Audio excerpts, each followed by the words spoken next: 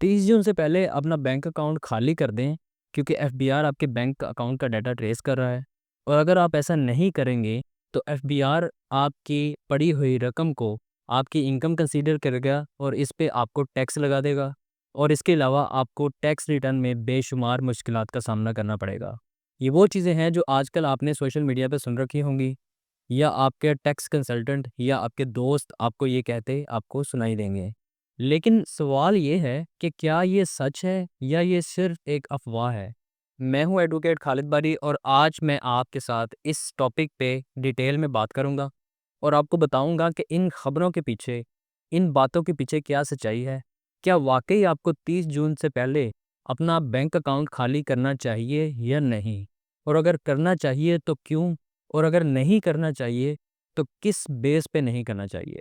अगर आप फाइलर हैं या ओवरसीज़ पाकिस्तानी हैं या कैश की ट्रांजैक्शंस करते हैं, तो ये वीडियो आपके लिए बहुत इंपॉर्टेंट होने वाली है, क्योंकि इसी की बेस पे आपकी इनकम कंसीडर होती है, इसी की बेस पे आपकी टैक्स रिटर्न्स फाइल होती हैं। तो इस वीडियो को बिल्कुल भी मिस ना कीजिएगा और एंड तक ज़रूर देखिएगा। सबसे पहले ये समझना बहुत ज़रूरी है कि 30 जून क्या चीज़ है, क्यों इतना शोर मचा हुआ है कि 30 जून से पहले अपना बैंक अकाउंट खाली कर लें, 30 जून से पहले ये कर लें, 30 जून से पहले ये कर लें। आखिर ये 30 जून है क्या? 30 जून पाकिस्तान के टैक्स ईयर का आखिरी दिन होता है। इस डेट के बाद आपकी इनकम, एक्सपेंसेस, एसेट्स और बैंक बैलेंस का स्नैपशॉट बन जाता है, जिसको आपने अपनी वेल्थ स्टेटमेंट यानी कि जिसको फॉर्म बी भी बोलते हैं, उसके थ्रू आपने एफबीआर को फाइल करना होता है। एफबीआर को डिटेल्स प्रोवाइड करनी होती हैं कि आपकी इस टैक्स ईयर को आमदन क्या थी, अखराजात क्या थे, आपके पास क्या-क्या एसेट्स मौजूद हैं, क्या आपने सेल कर दिए हैं और आपके अकाउंट में यानी कि बैंक अकाउंट में कितने पैसे पड़े हुए हैं। जो लोग ऑलरेडी फाइलर हैं, अपनी टैक्स रिटर्न फाइल करते हैं, उन लोगों को तो ऑलरेडी इस चीज़ का पता होगा। जो लोग नए हैं, उनको इन चीज़ों का नहीं पता। टैक्स रिटर्न में 30 जून को आपके बैंक अकाउंट का जो एंडिंग बैलेंस होता है, उसका एफबीआर आपसे पूछता है कि आपके बैंक अकाउंट में कितना पैसा पड़ा हुआ है, कितनी रकम पड़ी है। और यहीं से शुरू होती है असल कहानी।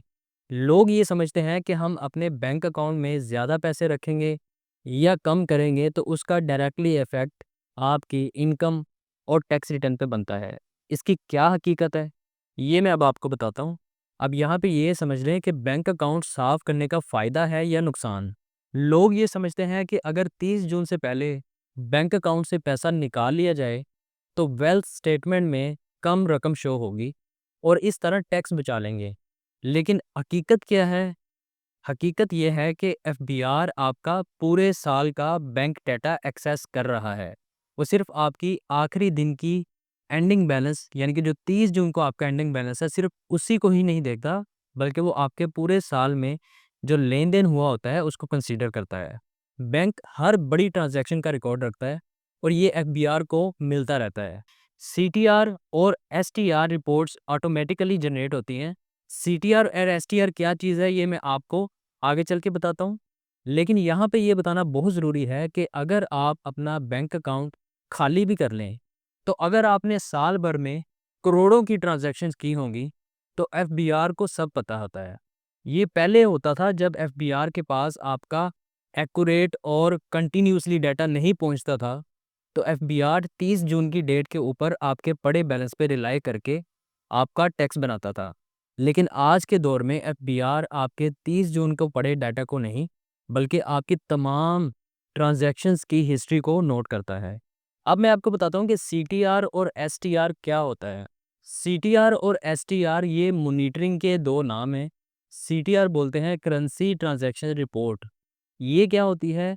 अगर आप एक दिन में 10 लाख या इससे ज़ायद की कैश डिपॉज़िट करते हैं अपने बैंक अकाउंट में, या इसी तरह 10 लाख या इससे ज़्यादा की अमाउंट बैंक अकाउंट से निकालते हैं, तो बैंक कानूनी तौर पे बाउंड होता है इस चीज़ को, इसको रिपोर्ट बना के एफबीआर को सेंड करने पे।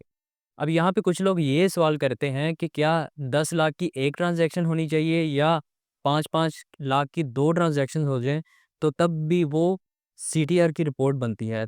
तो ये चीज़ बिल्कुल समझ लें, इस चीज़ को, इस पॉइंट को क्लियर कर लें कि एक दिन में यानी कि 24 घंटे के अंदर आपकी ट्रांज़ैक्शन, डिपॉज़िट या विथड्रॉवल 10 लाख से ऊपर होता है, चाहे वो 5-5 लाख करके 10 लाख हो या 10 लाख की एक अमाउंट ही हो, तो दोनों सूरतों में आपकी सीटीआर रिपोर्ट बनती है और बैंक आपकी सीटीआर रिपोर्ट एफबीआर को सेंड करता है।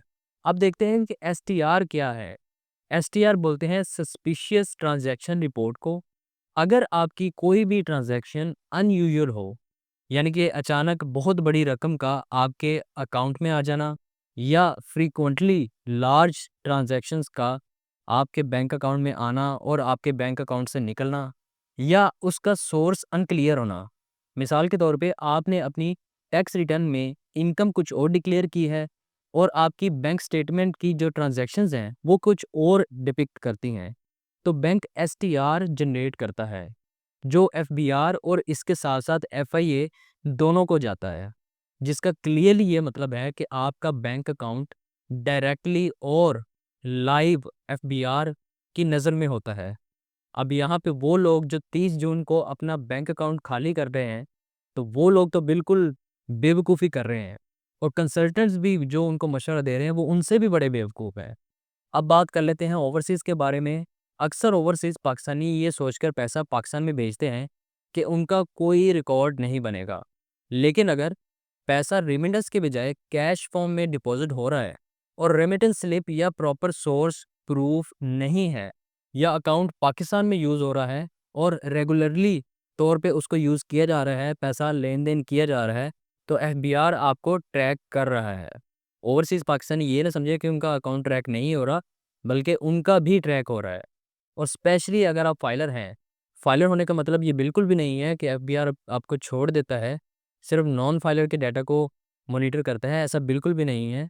दोनों के डाटा को इक्वली मॉनिटर किया जाता है, बल्कि फाइलर से ज़्यादा एक्सपेक्ट किया जाता है कि आप ज़्यादा एक्यूरेट डाटा प्रोवाइड करेंगे। क्योंकि नॉन फाइलर तो डाटा प्रोवाइड ही नहीं करता, इसलिए एफबीआर खुद उसके डाटा पे नज़र रखता है। तो इसलिए आप अपनी इनकम, एक्सपेंसेस और बैंक बैलेंस डॉक्यूमेंटेड रखें और ये बिल्कुल भी ना सोचें कि 30 जून को अगर आप अकाउंट खाली कर लेंगे, तो आप टैक्स से बच जाएँगे। वैसे तो ओवरसीज़ पाकिस्तानी की जो इनकम है, उस पे कोई टैक्स नहीं है। बहुत सारे ओवरसीज़ पाकिस्तानी ये समझते हैं कि अगर हम अपनी इनकम डिक्लेयर कर देंगे, तो हमें टैक्स देना पड़ेगा और अक्सर कंसल्टेंट्स भी उनकी इनकम पे टैक्स बना के और वो पे भी करवा देते हैं, जो कि बिल्कुल एक रॉन्ग प्रैक्टिस है। ओवरसीज़ की इनकम पे कोई टैक्स नहीं होता, वो टैक्स फ्री इनकम होती है। हाँ, बशर्ते कि आपने उसको सही तरीके से रिटर्न में फ़ाइल किया हो। अब मैं आपको बताता हूँ कि आपको क्या करना चाहिए। मैं आपको वो चीज़ें बताऊँगा जो हकीकत है, रियलिटी बेस्ड हैं, ग्राउंड बेस्ड हैं। मैं अफ़वाहों की बेस पे आपको चीज़ें नहीं बताऊँगा। 30 जून से पहले आपको ये काम ज़रूर करने चाहिए। सबसे पहला काम ये कि अपने साल भर के बैंक स्टेटमेंट को डाउनलोड करें।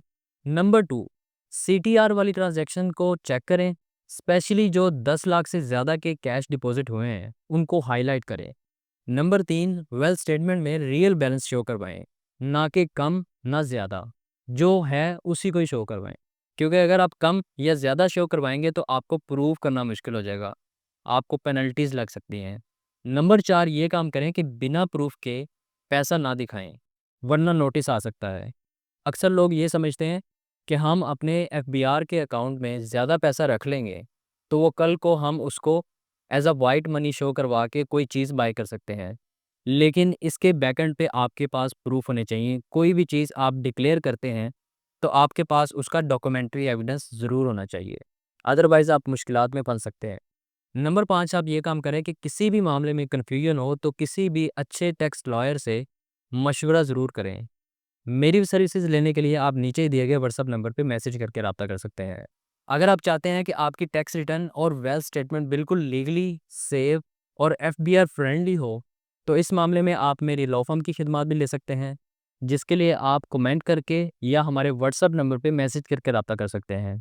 आप अपनी एफबीआर की कंप्लायंस को बिना गलती के, बिना टेंशन के हमसे हल करवा सकते हैं। एफबीआर से बचने के लिए आपके बैंक अकाउंट में कितनी रकम होनी चाहिए, ये जानने के लिए आप यहाँ पे क्लिक करके ये वीडियो देख सकते हैं। Thanks for watching, see you in the next video. अल्लाह हाफिज़।